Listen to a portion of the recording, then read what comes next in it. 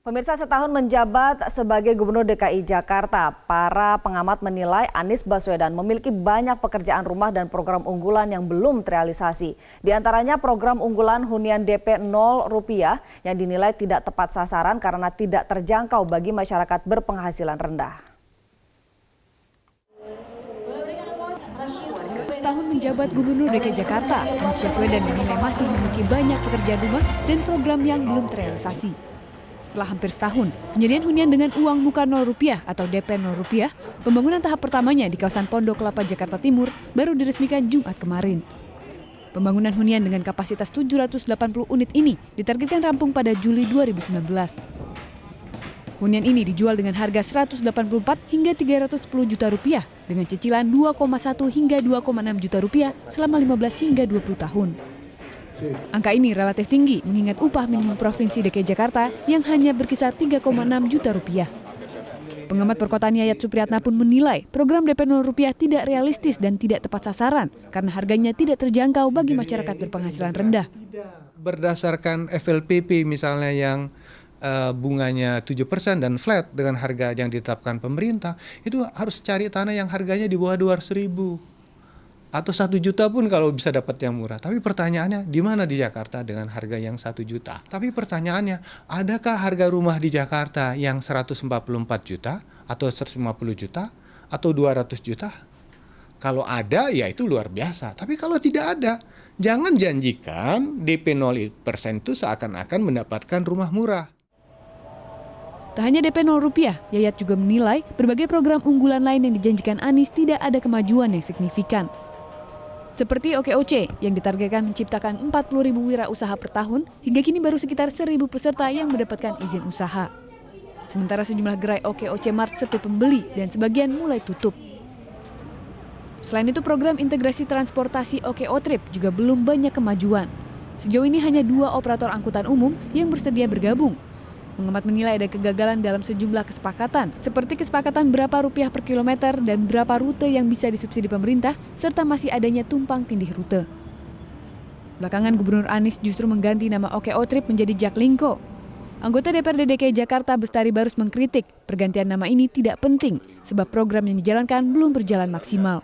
Saya kira perlu ada kesinambungan dan peningkatan mutu pelayanan dari OKO Trip itu yang paling penting, bukan mengganti nama, saya kira itu.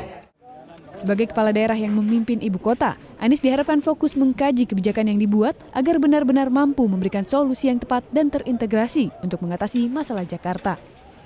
Tim Liputan Metro TV.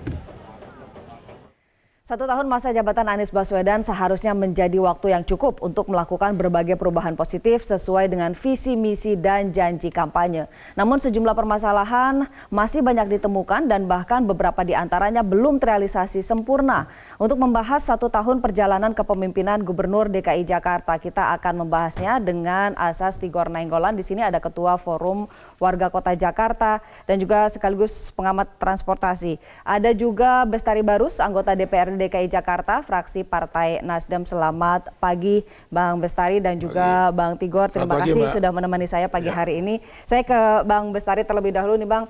1 tahun pemerintahan Gubernur Anies Baswedan sekarang sudah ditinggal oleh wakilnya. Media malah justru menyoroti, katanya kaya akan kata-kata, miskin dalam perbuatan, lalu cerdas mengoreksi, gagap membangun. Kalau Anda sendiri melihatnya seperti apa? Ya, mengukur kinerja keberhasilan daripada kinerja gubernur atau pimpinan daerah itu sederhana saja caranya. Lihat saja seberapa besar anggaran yang diserap.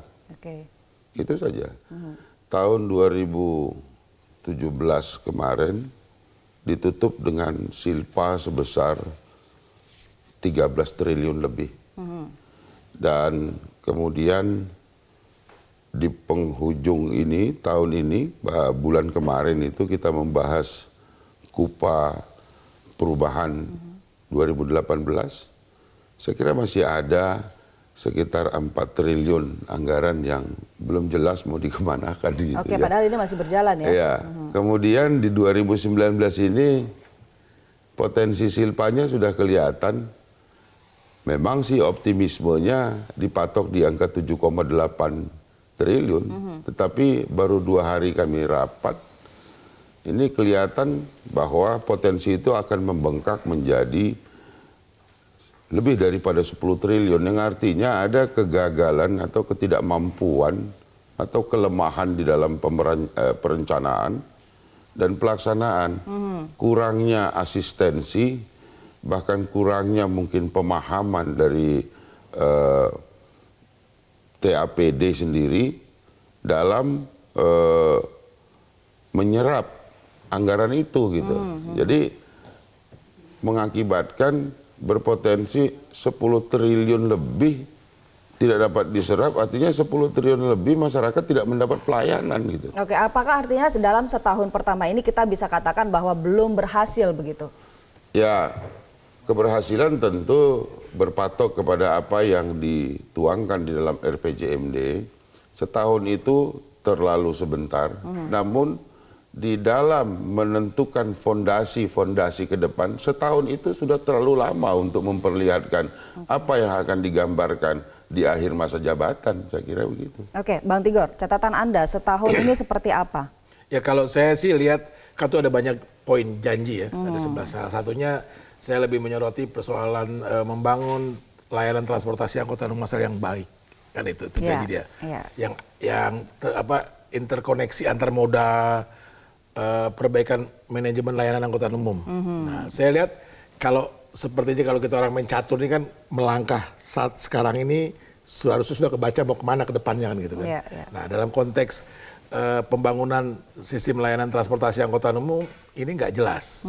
Ya, kalau saya lihat justru jadi buyar dengan yang terakhir dengan beca ini gitu loh.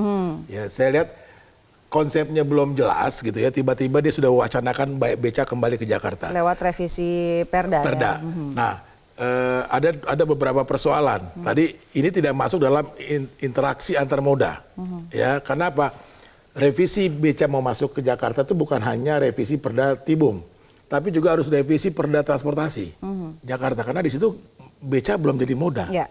Lalu ada lagi revisi PTM ya, Bang ya, pola transportasi makro Jakarta. Karena biasanya juga belum masuk, jadi nggak sesederhana itu gitu loh. Perda nomor 8 tahun 2007 saja tidak cukup. Begitu. Nah, itu satu masalah beca. Terus interaksi, interkoneksi antar moda.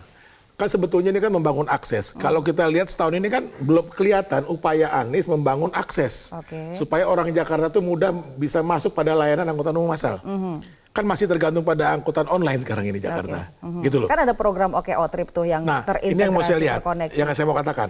Belum apa-apa diganti lagi dengan Jack Linko, OKO Trip. Kan persoalannya kok malah justru ganti casing, ganti nama. Yang harusnya yang dijanjikan itu kan bukan ganti casing, tapi ganti kontennya, sistem layanannya. Ini yang nggak dilakukan. Dalam sebuah program kan harusnya ada kajian mendasar yang jadi dasar, jadi basic begitu. Nah, Anda sendiri melihat kajian kebijakan ini terkait misalnya yang revisi Perda, lalu perluasan ganjil genap, barangkali Skybridge, Pelikan Cross, cukup kuat nggak kajiannya? Belum. Ya saya nggak. Ya tadi kalau mencatur kan dia punya strategi ke depan mau seperti apa. Dia harus bikin kajian yang jelas gitu kan, yang dibuka oleh publik kepada publik. Ini yang belum kelihatan. Makanya langkah-langkah di bidang transportasi ini lebih sporadis jadinya. Beca mau dimasukkan ke Jakarta, perpanjangan ganjil genap tanpa rencana ke depannya. Padahal ini kan ganjil genap ini kan hanya kebijakan sementara. Harusnya setelah ini dilanjutkan dengan membangun kebijakan yang lebih permanen. Misalnya apa? Salah satunya dengan ERP misalnya. Ya, harusnya kan ketika dia bilang perpanjang sampai Desember, 3 bulan ini kita harusnya mempersiapkan ERP. Ini kan nggak ada, hanya perpanjangan. Dari sisi transportasi tidak ada grand design. Belum gitu, ada grand design. Setidaknya tidak tersosialisasikan dengan baik. Bukan tersosialisasi, belum dia gambarkan ke masyarakat. Untuk memenuhi janji politik di bidang transportasi ini seperti apa grand design-nya. Itu yang belum ada. Yang terjadi adalah tadi wacana-wacana dan sporadis dalam pembangunan gitu loh. Oke, kita masih akan lanjutkan nih, kita evaluasi 1 tahun kepemimpinan Anies Baswedan di DKI Jakarta. Namun harus jeda dulu, pemirsa jangan kemana-mana, kami akan kembali sesaat lagi. Saya akan lanjutkan perbincangan dengan Bang Bestari Barus di sini dan juga Asas Tigor Nainggolan. Ke Bang Bestari dulu. Tadi disebutkan bahwa sudah ada revisi Perda nih yang sudah digadang-gadangkan, ada keberpihakan begitu dan memenuhi janji kampanye. Sudah masuk belum revisinya by the way? Nggak ada.